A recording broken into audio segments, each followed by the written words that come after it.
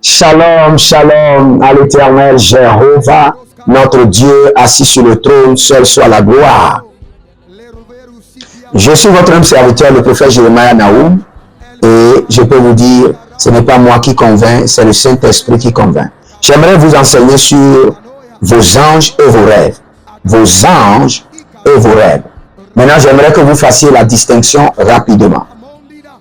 Bien avant cela, abonnez-vous, likez la vidéo, partagez et devenez les partenaires, soutenez l'œuvre de Dieu par vos dîmes, par vos offrandes. Inscrivez-vous à l'école prophétique Les Aigles en Action et bénéficiez maintenant d'une réduction de 39%. Écoutez-moi très bien.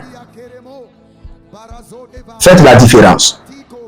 Les rêves sont sous la juridiction de vos anges. Et la capacité à maintenir ses rêves, à se souvenir et à suivre les instructions du rêve est placée sous la juridiction du Saint-Esprit. Cela veut dire quoi? Quelqu'un peut ne pas avoir le Saint-Esprit et avoir les rêves. Pharaon n'a pas le Saint-Esprit et avoir les rêves. Tout être humain a les anges. Je reprends. Tout être humain a les anges. Mais tout être humain n'a pas le Saint-Esprit. Le Saint-Esprit vient après que vous avez reçu Jésus. Maintenant, je reprends d'une autre manière. Les rêves sont placés sous la juridiction des anges. Ceux qui jouent le rôle dans les rêves, ce sont les anges. Ceux qui organisent vos rêves, ce sont les anges. Mais l'Esprit de Dieu organise à ce que vous vous souvenez des scènes du rêve, que vous suivez les instructions et que vous jouissez des bénéfices de ces rêves. Où le Saint-Esprit vous donne la capacité de déjouer les rêves maléfiques. Donc dans chaque rêve, le rôle primordial est joué par vos anges. C'est pourquoi vous devez voir, Joseph a eu des rêves. Et quand vous venez dans le livre de Daniel, Daniel nous a montré clairement que l'ange du Seigneur est venu lui expliquer les rêves. L'ange du rêve a expliqué le rêve. Et quand vous voyez dans la vie de Jésus, vous allez voir clairement que le Seigneur déploie ses anges pour alimenter les rêves. Vous allez voir, par exemple, dans la vision de Jacob, la vision de l'échelle, Genèse 28, le verset 12, il eut un songe. Une échelle était dressée sur la terre et son sommet touchait le ciel et les anges de Dieu montaient et descendaient. Cela veut nous montrer qu'il y a une équipe spéciale angélique qui opère et qui active les rêves. Cela veut dire que si vous avez des anges qui somnolent, vous aurez une vie de rêve inactive. Si vous avez des anges qui vous observent comme ça et qui ne font rien, vous n'aurez pas quasiment des rêves. Et si jamais vous avez des rêves, vous allez les oublier. Et si vous avez des anges qui sont inactifs, vous aurez des rêves parfois compliqués à comprendre. Parce que les rêves seront introduits dans votre conscience, dans votre subconscience, par les anges avec le manuel d'usage. Cela dit le manuel d'accomplissement ou le manuel de la compréhension. Donc, si vous avez une vie de rêve très désastreuse, la première des choses, vous devez activer les anges dans vos rêves. Activez vos anges dans vos rêves. Déclarez avec moi, j'active mes anges dans mes rêves. J'active mes anges dans mes rêves. J'active mes anges dans ma vie de rêve. J'active mes anges dans le journal de mes rêves. Dans Matthieu chapitre 2, le verset 13, un ange du Seigneur apparut en songe à Joseph. Matthieu 2, 13. Un ange apparaît. Cela veut dire que les rêves sont connectés à les anges. L'ange avertit Joseph du danger.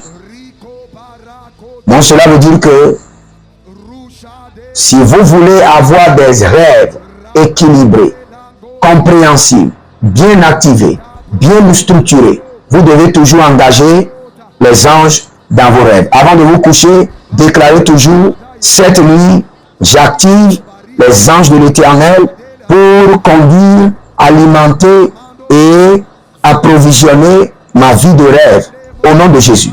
Dites-le chaque fois avant de vous coucher. Activez vos anges, responsabilisez-les, que les rêves de cette nuit soient clairs, organisés par les anges.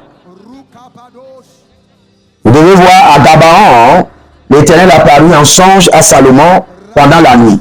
Et Dieu lui dit, demande ce que tu veux et je te donnerai. Bien que l'ange ne soit pas explicitement mentionné, vous devez comprendre que c'est l'ange du Seigneur qui apparaît à Salomon, pas l'Éternel lui-même. Parfois, les messages de la Bible présentent les anges de Dieu comme Dieu, mais ce n'est pas Dieu.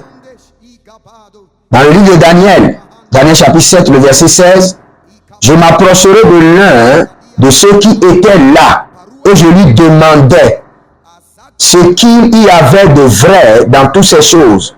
Et il me dit, et m'en donne l'explication. Dans sa vision, Daniel reçoit souvent les interprétations d'anges, comme qui Gabriel, dans Daniel chapitre 6, le verset 16, ou Daniel chapitre 9, le verset 21. Reliant clairement les songes prophétiques aux interventions angéliques, ou les songes prophétiques à l'interprétation angélique.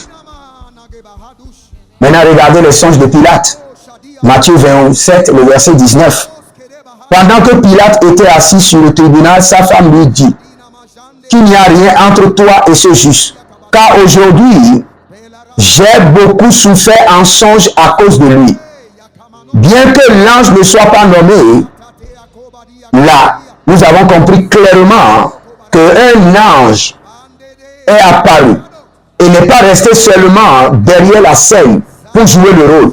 L'ange s'est infiltré pour tourmenter Pilate pour que Jésus-Christ soit préservé.